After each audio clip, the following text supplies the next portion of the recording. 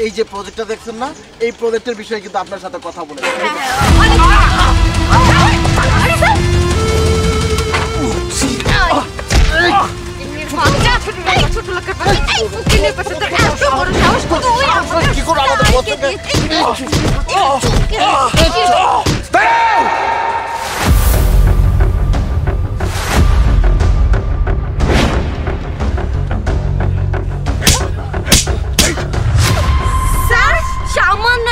অটোওয়ালার জন্য আমাদের গায়ে হাত তুললেন কেন?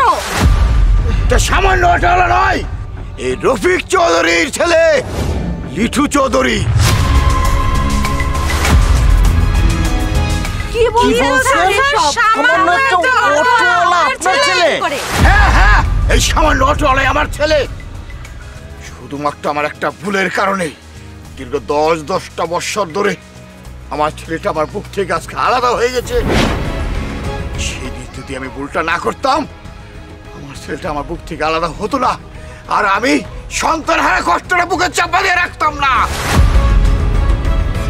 স্যার, আপনি কি ভুল করছিলেন যে কারণে আপনার ছেলেকে আপনি হারাই ফেলছেন? না, কাউকে কিছু বলতে হবে না। বাবা, তুমি কোন হিসাবে, কিসের জন্য আমাকে দেখার পরে তুমি সন্তান বলে ডাক দিলা? বলো, তোমার সন্তান কোথায় গেছিল সেই দিন, যেই দিন আমারে তুমি তোমার বাড়ি থেকে ঘাড় ধাক্কা দিয়ে বের করে দিছিলা? শুধুমাত্র আমি একটা গরিব মায়ের ভালোবাসি বইলা। সেদিন তোমার সন্তানের জন্য একটু মায়া হয় নাই, একটু দরদ হয় নাই?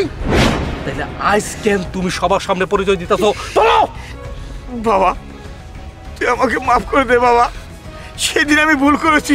সেদিন জানতাম না যে ছেলে হারা কষ্ট এত বুকে চাপা দিয়ে রাখতে হয়। বাবা, তুই আমাকে মাফ করে দে বাবা। না, অসম্ভব। কোন রফিক চৌধুরী আমার কখনো বাবা হইতে পারে না।